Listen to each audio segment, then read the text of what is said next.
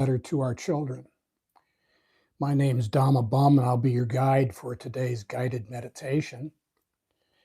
And today is Friday the 13th. Just so you know, we don't have Jason here. We don't have any black cats out here in East Asia. What we have is hungry ghosts, or preta. And I'll let you look that up on your own. Here's a tip. Stay away from them. They're no good. February, our theme is right view. We live in a world of consequences. The world that we live in right now is the world that we've got. We have to deal with that. We don't live in a parallel universe. On Fridays, we look at making amends, repairing relationships, and restoring our practice where it might have fallen off. And thank you, Glenn. God bless you. We'd encourage people to check out the description boxes for this and other episodes. Tomorrow, sometime, the closed captions, it's usually about 24 hours before the closed captions version with a transcript is available. And you can check that out tomorrow afternoon, I guess.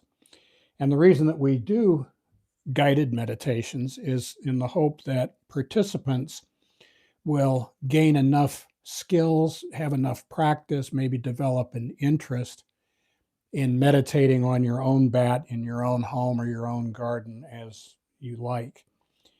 And just as a reminder, meditation, about the first half is samatha or serenity.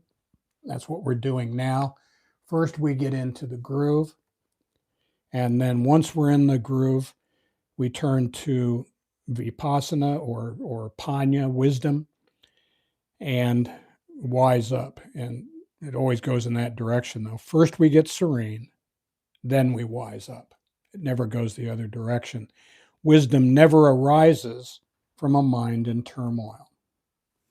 So if this was useful today, we'd encourage you to subscribe, give us a like, a comment, a share with others, or consider giving us a super thanks. And with that, on my mark.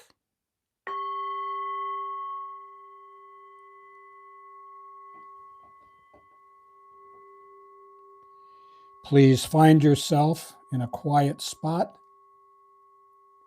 spine straight, shoulders back. Lower your chin towards your chest. Let your hands rest in your lap or on your thighs or your knees. Close your eyes and your mouth and imagine a ball of white light, an inch or two, 3 to 5 centimeters beneath your nostrils. Inhale through your nose. Watch it go down past your heart to your stomach and back out the same way. Inhale through your nose. Watch it go down past your heart to your stomach and back out the same way.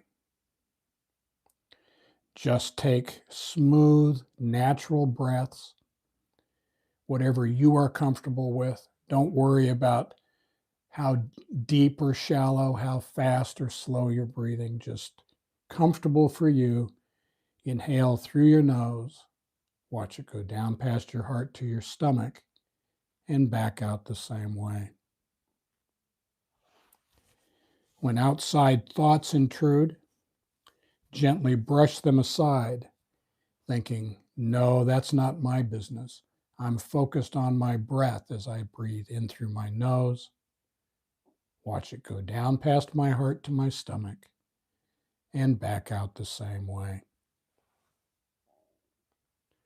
Now, as usual on Fridays, we start with the Dhammapada, verses 3 through 6. He abused me, attacked me, defeated me, robbed me. For someone hostile like this, hatred does not end. He abused me, attacked me, defeated me, robbed me. For someone not hostile like this, hatred ends. For hatred never ends through hatred. By non-hate alone does it end. This is an ancient truth. Many do not realize we here must die. For those who realize this, quarrels end. So we are taught that it's our thoughts that lead to our moods, our delusions, our obsessions. In Monday, we looked at boring habits. Today, we're going to review what helps and hinders our meditation. We meditate to help us calm our mind and tame our heart. We look at our thoughts, we examine them, we see them for what they are, and we let them go. Quietude is a choice. We meditate to let things go, and if we let go a little, we get a little serenity. If we let go a lot, we get a lot of serenity. And if we let go completely, that is, if we completely accept life on life's terms, we get complete serenity. We need to say a word about the human condition. It consists of 5 khandhas, or clinging aggregates, and they are our body, feelings, memories and perceptions, thoughts, and consciousness. And they are all impermanent, unsatisfactory, and not the self. We look at them, we see them for what they are, and we let them go. Let's remember that our monkey mind and our thoughts seek attachment. They're looking for excitement, anxiety, depression, a change of mood. But instead, we cultivate non-attachment. We train our heart through samadhi, which is one of the streams within the Eightfold Path.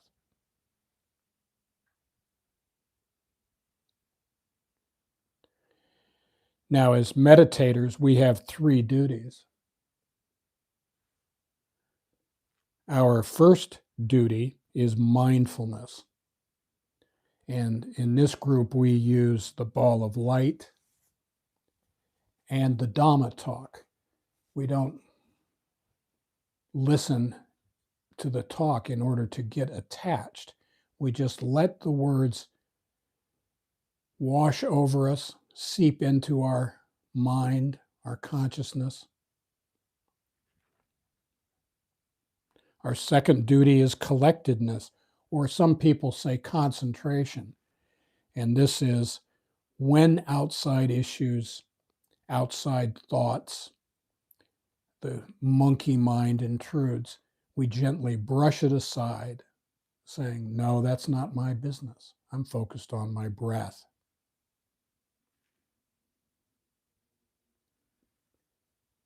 And our last duty is contentment.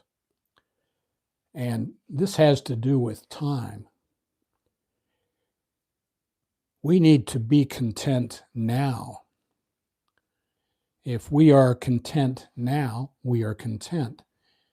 But if we are distracted, angry, fearful, then we are distracted, angry, fearful people now. We only have this moment.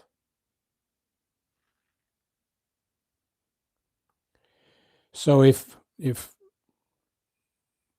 you can be, in a word, I guess you could say peaceful, or achieve quietude, calm, bliss. If you can achieve that for a few seconds during today's meditation, then outside of this meditation, you can do it for a few minutes. And you just stitch together these little bubbles of bliss. And as if by magic, you look up and you go, oh, wow, I have been calm for 2.5 hours. I've been at peace for 3 hours. I haven't had an angry, resentful, fearful thought in hours now. How did that happen? How indeed. That's why we meditate. This is not beyond us. We can do it, but we have to pay attention. Yeah. Now, as we move into the second part of our meditation today, we're going to consider our week.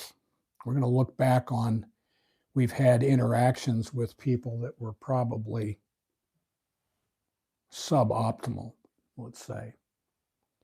Didn't go as well as they could have gone. And so here are 4 things for us to consider. When I'm looking back on my week and my dysfunctional interactions, am I minimizing my part and exaggerating the part played by others? Maybe I have a sense of entitlement. Maybe I had expectations for what they were going to do. Number 2, was I setting myself up as a victim?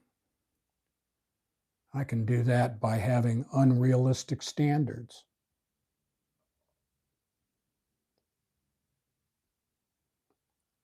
Number 3,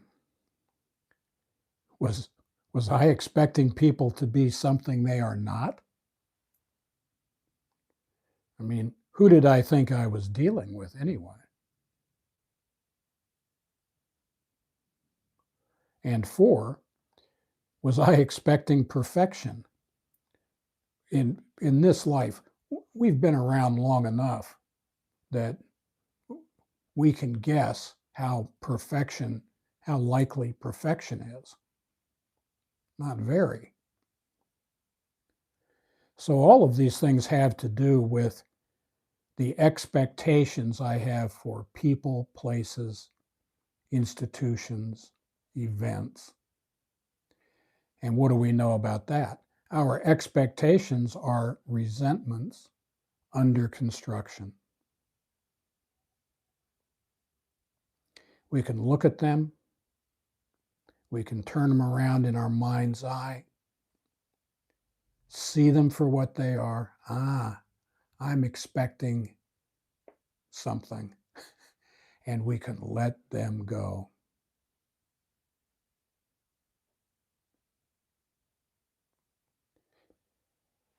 Now, Monday,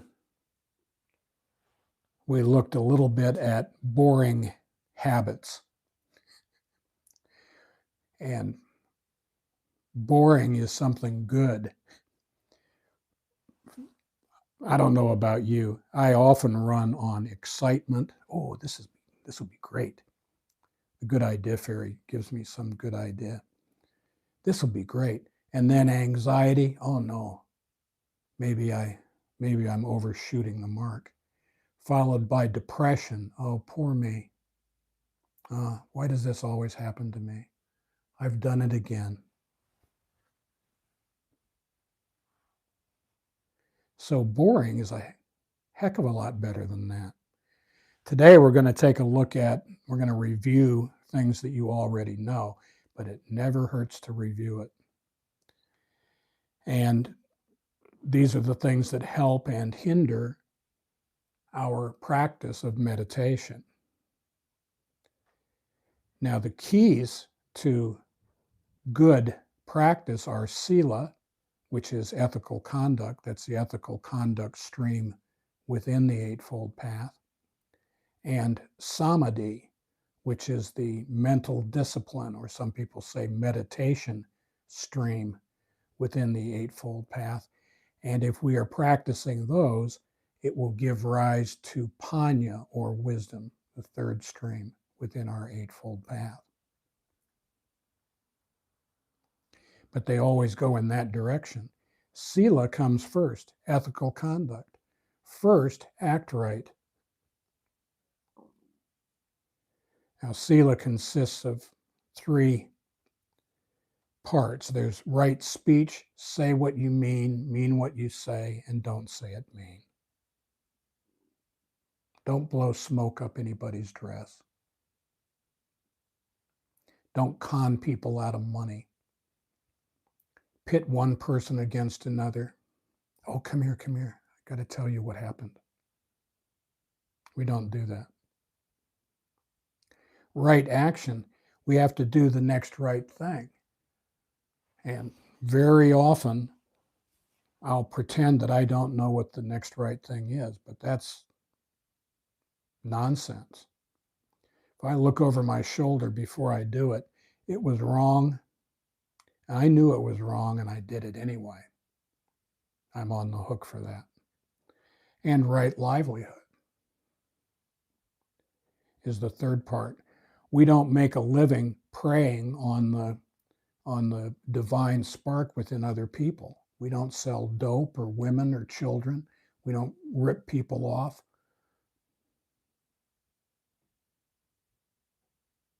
We try to be of service instead.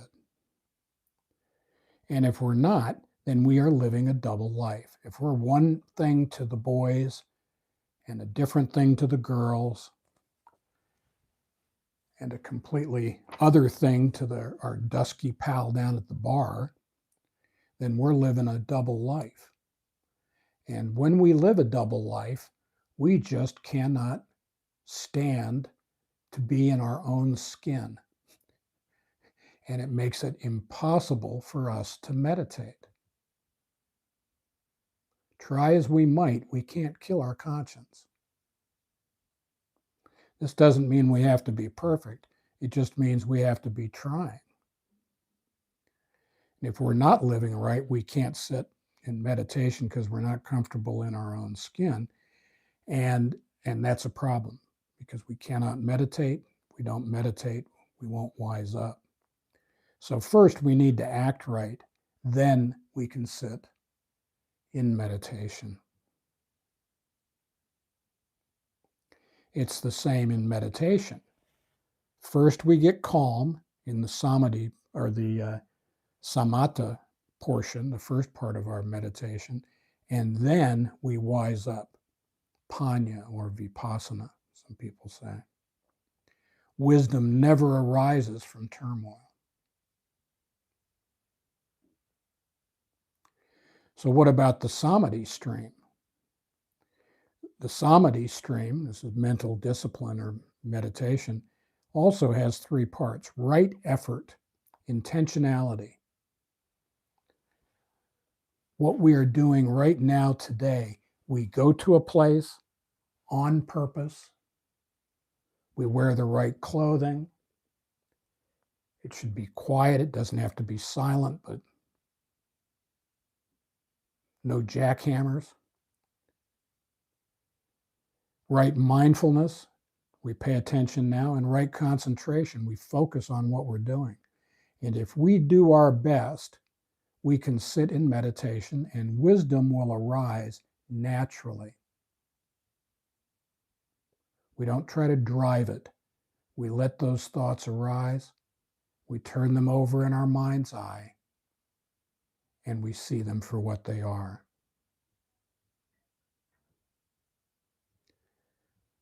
Our fourth point is what helps our meditation while we are doing it. Right now, when we're sitting in meditation, we want to project loving feelings. That's metta with two T's. unconditional positive regard. We want to practice generosity of spirit. That's not giving alms to the poor. It's giving the other person the benefit of the doubt. We want to exude kindness and helpfulness. Sati, which is mindfulness. Remember, what we practice in this group is called anapanasati, mindfulness of breathing. We need to practice sampajana, or self-awareness. Who are we? What are we doing? And we want to practice selfless service to all. Now, we should say a word about what selfless service is. People talk about it a lot. This also has 4 things. 1, we take the right action with no thought of the outcome. The outcome is God's business. We do our best, and we let God take care of the outcome. And it doesn't matter what you think God is. God could be good, orderly direction, or grace over drama, or great universal spirit like Uncle Gus. And we sit in the front of the boat and we row, and we row, and we row. And Uncle Gus is in the back, and Uncle Gus steers us to the safe harbor. Selfless service means unconditional versus transactional love. We don't trade favors with people. That's called bargaining. And that way lies madness. So instead of that, we're looking for reciprocal love. That's not emotional blackmail. It's got to be two-way mutual regard for the divine spark in the other. Another way of putting it, I see your pain, I honor it, but I don't need to fix it. We practice compassion, not codependency. So don't be a white knight. That's what that means. And finally, we look at our hindrances. The kama chanda are sensual desires, craving sights, sounds, smells, taste, tactile sensations. That's a problem. Second is ill will, aversion. Trying to avoid things is as addicting as any narcotic. We avoid sleepiness. We're not here to relax and take a nap. We're here to study our mind and calm our heart. Restlessness. And a lot of people say, oh, I can't meditate, I'm restless. Good. That's where we focus. We follow that feeling, see it for what it is. Nobody ever died of restlessness. And the last one is worry. We avoid worry.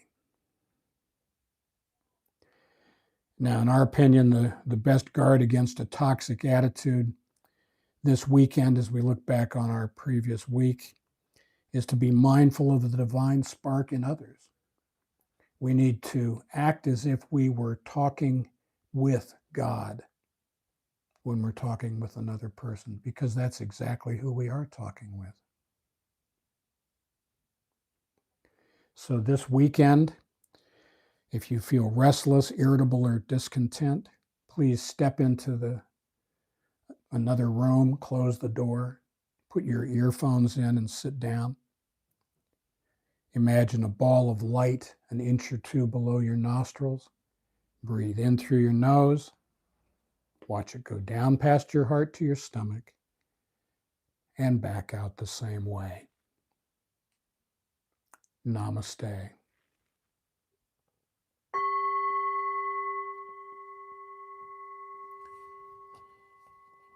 Okay.